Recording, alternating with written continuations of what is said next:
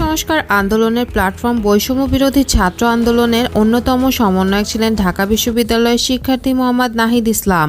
মাত্র ২৬ বছর বয়সে জাতির কাণ্ডারি হয়ে স্বৈরাচারের কবল থেকে ১৬ কোটি জনগণকে মুক্ত করেছেন তিনি। মুক্তিদাতা হয়ে উঠেছেন বাংলাদেশের মানুষের কাছে। সোমবার ৫ আগস্ট অগ্নিগর্ভ পরিস্থিতিতে পতন হয় আওয়ামী লীগ সরকারের। শেখ হাসিনা সরকারের পতনে গুরুত্বপূর্ণ ভূমিকা পালন করা কে এই নাহিদ ইসলাম? কিভাবে সাধারণ আন্দোলনকারী থেকে অন্তর্বর্তীকালীন সরকারের উপদেষ্টা হলেন, চলুন জেনে নেই। তার আগে ভিডিওটি না টেনে সম্পূর্ণ দেখুন আর আমাদের চ্যানেলটি সাবস্ক্রাইব করে পাশেই থাকুন। বৈষম্য বিরোধী ছাত্র আন্দোলনের অন্যতম সমন্বয়ক মোহাম্মদ নাহিদ ইসলাম ছাত্র জনতার আন্দোলনের মুখে আওয়ামী লীগ সরকারের পতনের পর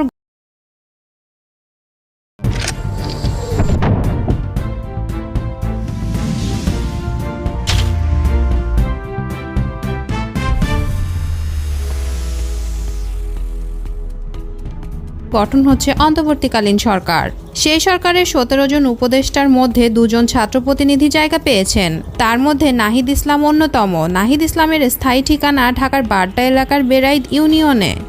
বর্তমানে পরিবারের সঙ্গে থাকেন রাজধানীর দক্ষিণ বনশ্রী এলাকায়। তিনি একই সঙ্গে গণতান্ত্রিক ছাত্র শক্তির সদস্য সচিব হিসেবে দায়িত্ব পালন করছেন। মিষ্টভাষী ও মিশুক প্রকৃতির যুবক নাহিদ বক্তব্যদানে বেশ পটীয়সী। কর্মসূচির নাম নির্ধারণে বেশ বৈচিত্র্য দেখিয়েছেন তিনি। আন্দোলনে সুশৃঙ্খলভাবে সমন্বয় করতে পেরে সবার প্রশংসা কুড়িয়েছেন নাহিদ। নাহিদ ইসলামের ডাকনাম ফাহিম। সরকারি বিজ্ঞান কলেজ থেকে উচ্চ মাধ্যমিক পাশ করেছেন তিনি আর ঢাকা বিশ্ববিদ্যালয়ের সমাজবিজ্ঞান বিভাগ থেকে মাস্টার্স সম্পন্ন করেছেন। জন্ম ১৯৯৮ সালে ঢাকায়। বাবার নাম বদরুল ইসলাম জামির। তিনি একজন কলেজ শিক্ষক। মা ঘর সামলে সন্তানদের মানুষ করেছেন। ছোট এক ভাই রয়েছে তার। নাহিদ বিবাহিত। মাসখানেক আগেও বাংলাদেশের হাতে গোনা কয়েকজন মানুষই জানতেন নাহিদের নাম। সেই নাহিদই এখন বিশ্বের বিভিন্ন প্রান্তে পরিচিত নাম হয়ে উঠেছেন। গত মাসে যখন কোটা বিরোধী আন্দোলন শুরু হয়েছিল তখন প্রাথমিকভাবে নাহিদ ততটা পরিচিত মুখ ছিলেন না, কিন্তু জুলাইয়ের মাঝামাঝি সময় নাহিদকে অপহরণ করার পর থেকেই বৈষম্য বিরোধী ছাত্র আন্দোলনের এই সমন্বয়কের নাম ছড়িয়ে পড়তে থাকে। কোটা বিরোধী আন্দোলন ঘিরে তাকে দুবার আটক করা হয়। প্রথমবার ১৯ জুলাই সাদা পোশাকধারী বেশ কয়েকজন লোক তার এক বন্ধুর বাড়ি থেকে তাকে অপহরণ করে নিয়ে যায়। চোখে কাপড় বেঁধে হাতকড়া পরিয়ে তার উপর অকথ্য নির্যাতন চালানো হয়। দুদিন পর পূর্বাচলে একটি ব্রিজের তলায় নিজেকে আবিষ্কার করেন নাহিদ।